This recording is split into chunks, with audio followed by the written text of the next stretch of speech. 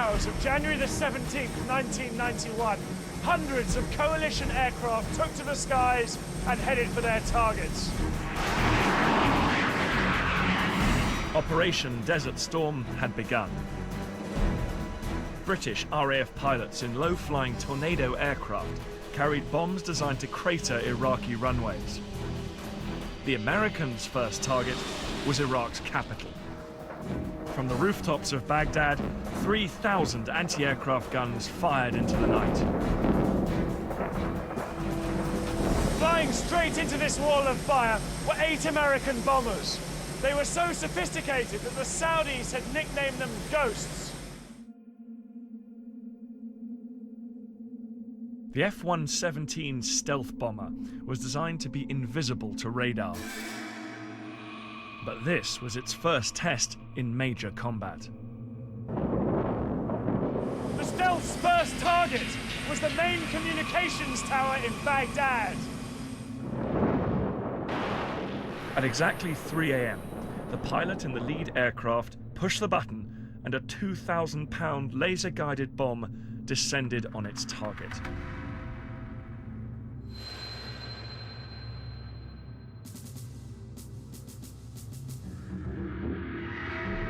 Across the city, the ground shook as 14 more bombs from other stealths hit their targets. The aircraft turned for home.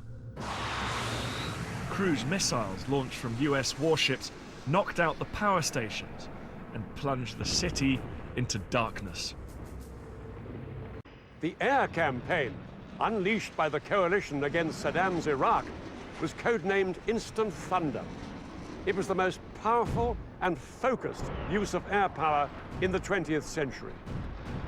On the first night, coalition aircraft flew over 1,000 sorties. They hit power stations, radar and communication networks, airfields, and chemical weapons facilities. The aim was first to gain control of the skies above Kuwait and Iraq and destroy Saddam's ability to coordinate his forces, and then to target the forces themselves.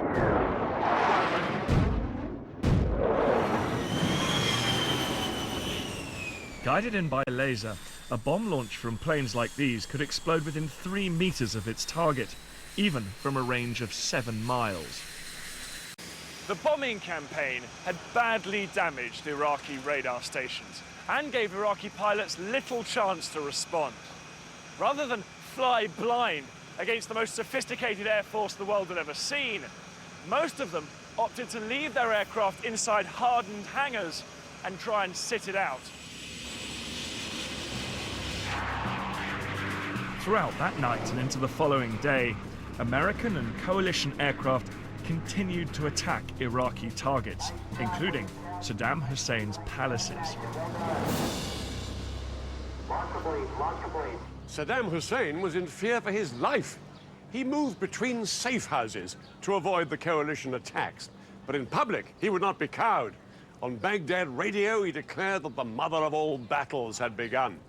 And in secret, he ordered his army to launch the weapon that he hoped would blow the coalition apart. Its target was a country over 700 miles from Kuwait.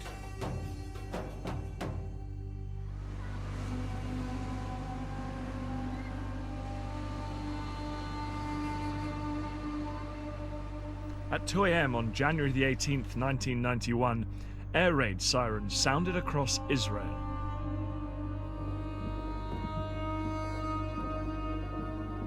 They warned of a Scud missile attack from Iraq heading for Tel Aviv, Israel's biggest city.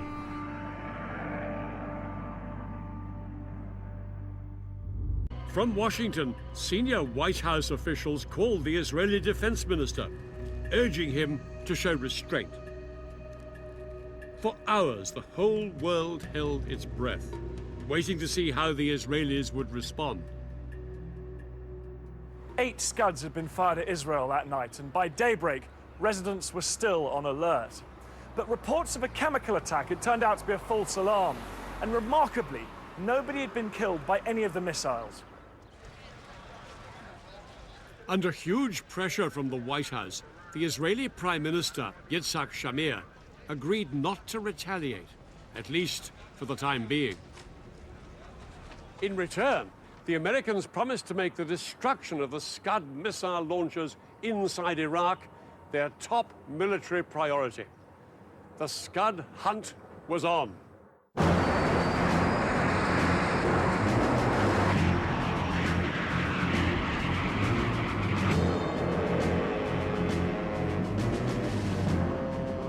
Coalition aircraft began flying around the clock, searching thousands of square miles of empty desert, hoping to spot Iraq's estimated 20 mobile Scud launchers and then destroy them. For the American commander, General Schwarzkopf, it was a tough challenge. Finding the mobile launchers is like finding a needle in a haystack, as you can well imagine. Scuds continued to hit Israel, and Washington ordered Schwarzkopf to step up the search. By the 24th of January, 40% of the coalition's air sorties were diverted to Scud hunting, and special forces like Britain's SAS were sent into Iraq to try and destroy the launchers from the ground.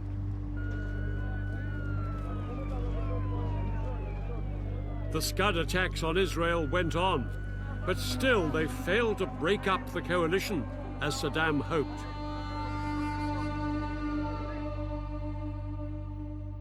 In a further attempt to weaken public support for the war, British pilots John Nichol and John Peters, shot down on the first night, were paraded on Iraqi television.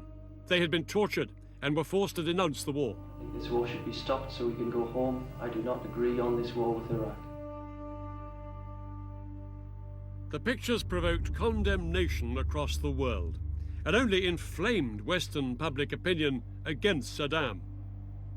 Saddam was unable to prevent the air campaign systematically destroying his army. So 2 weeks after the air war began, he ordered an attack that would force the Americans into the risky ground combat they wanted to avoid.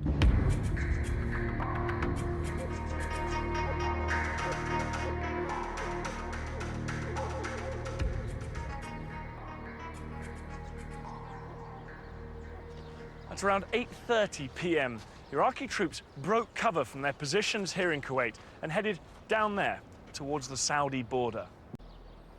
The Iraqis took the coalition by surprise. They met little resistance and seized the Saudi town of Khafji, about 10 miles down the road. Go for it. Yep. Right to the right of that.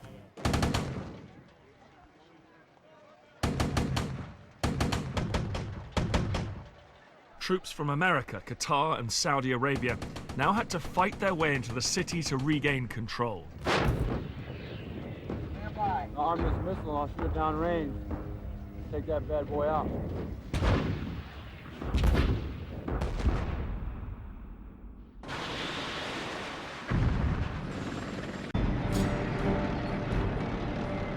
After 2 days of fighting, coalition troops finally regained control. An estimated 38 Iraqis were killed and hundreds more captured, but the coalition had suffered too. In their first taste of ground combat, 43 coalition troops, including 25 US Marines, were killed.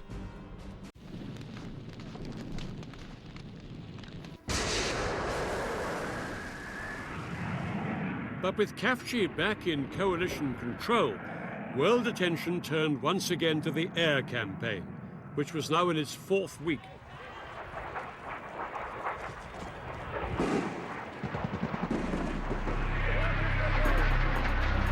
Television audiences across the world had become hooked on the extraordinary footage being beamed into their homes around the clock.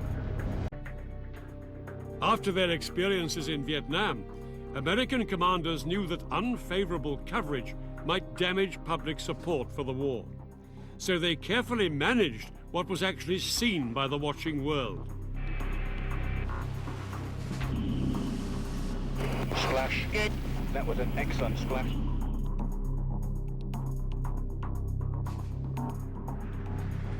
The American general who commands all the Allied forces in the Gulf has said that Operation Desert Storm has been going according to plan. The aim was to portray the war as clinical and bloodless, with so-called smart bombs making surgical strikes. I'm now going to show you a picture of the luckiest man in Iraq on this particular day. Keep your eye on the crosshairs. Right through the crosshairs. And now in his rearview mirror.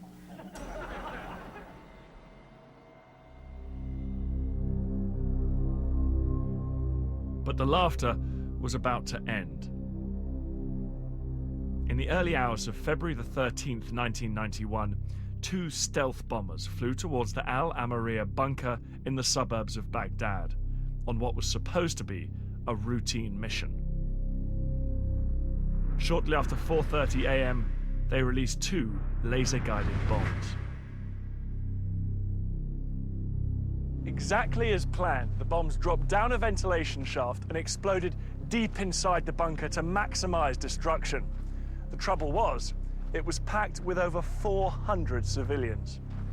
American criminals! Why? For what the war? For what the war? Hundreds had been killed, many of them children. Pictures of the disaster were broadcast around the world. I miss my wife and my children. It's not fair. It was a terrible mistake.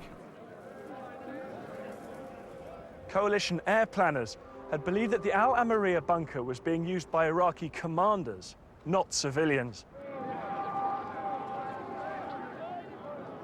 These images of so many dead civilians and their distraught relatives shattered the myth that this was a bloodless war, and it forced Schwarzkopf to curtail the bombing of Iraqi cities for fear of causing more civilian casualties.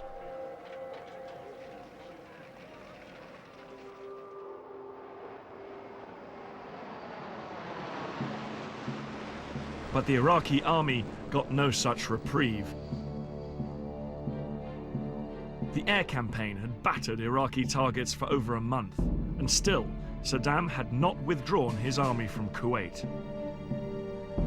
Schwarzkopf knew coalition ground troops would soon have to drive them out, and in preparation, he intensified the airstrikes against the Iraqi front line.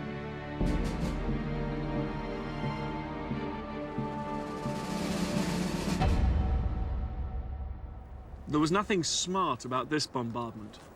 Old-fashioned planes, like the giant B-52s that had flown over Vietnam, dropped old-fashioned explosives and napalm on the Iraqi positions. When a canister of napalm hit the ground, it exploded in a mass of burning jelly, which incinerated anything it touched and sucked the air out of everyone's lungs within 50 meters. Coalition airmen flew around-the-clock bombing missions attempting to destroy 50% of the Iraqi armor. We're trying to get ready for the ground troops to go in. So we're really trying to hit them hard in order to clear it out for the ground troops.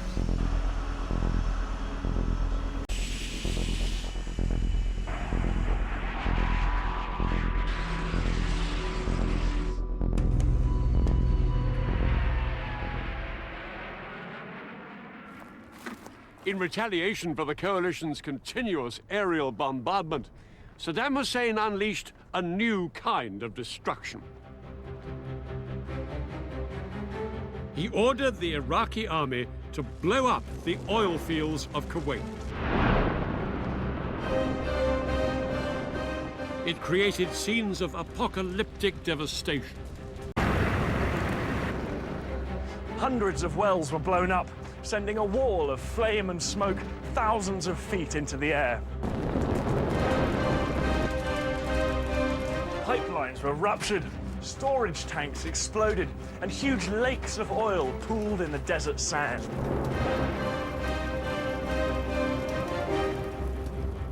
Choking black clouds filled the air, and day turned to night as the smoke blocked out the sun.